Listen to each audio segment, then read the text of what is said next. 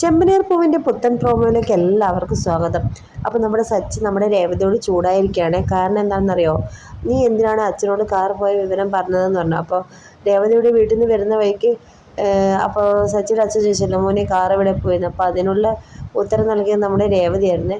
പിന്നെ ചിലവിനുള്ള പൈസ കൊടുക്കാത്തതിനെ പറ്റി ചന്ദ്ര ഒരുപാട് പ്രശ്നമൊക്കെ ഉണ്ടാക്കി കേട്ടോ. അപ്പോൾ രേവതിക്കും സച്ചിക്കും ഒരു സമാധാനം വീട്ടിലിട്ട് കേട്ടോ. ചിലവിൻ്റെ പൈസ കൊണ്ട് തരാതെ നിങ്ങൾ ഇവിടെ നിൽക്കേണ്ട അങ്ങനെ ഇങ്ങനെയൊക്കെ പറയുന്നുണ്ടായിരുന്നു. അപ്പോൾ പൈസയ്ക്ക് വേണ്ടി സുഹൃത്തുക്കളെടുത്തോ എല്ലായിടത്തും നമ്മുടെ സച്ചി ഇതെങ്ങനെ പോയിക്കൊണ്ടിരിക്കുകയാണ്. ആരും കൊടുക്കുന്നില്ല കേട്ടോ, ആരുടെ പൈസ ഇല്ലെന്ന് പറഞ്ഞിട്ട് ഇങ്ങനെ വിഷമിച്ചിട്ടൊരു സ്ഥലത്ത് ഇരിക്കുകയാണ് നമ്മുടെ സച്ചി.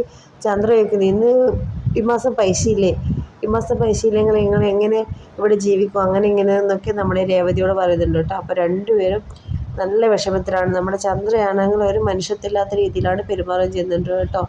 അപ്പോൾ ഇന്നത്തെ പ്രോമോയിൽ ഇതൊക്കെയാണ് കാണിച്ചിരിക്കുന്നത്. എല്ലാവരും ഇന്നത്തെ ചെമ്പനീർ പൂവ് മറക്കാതെ കാണുക.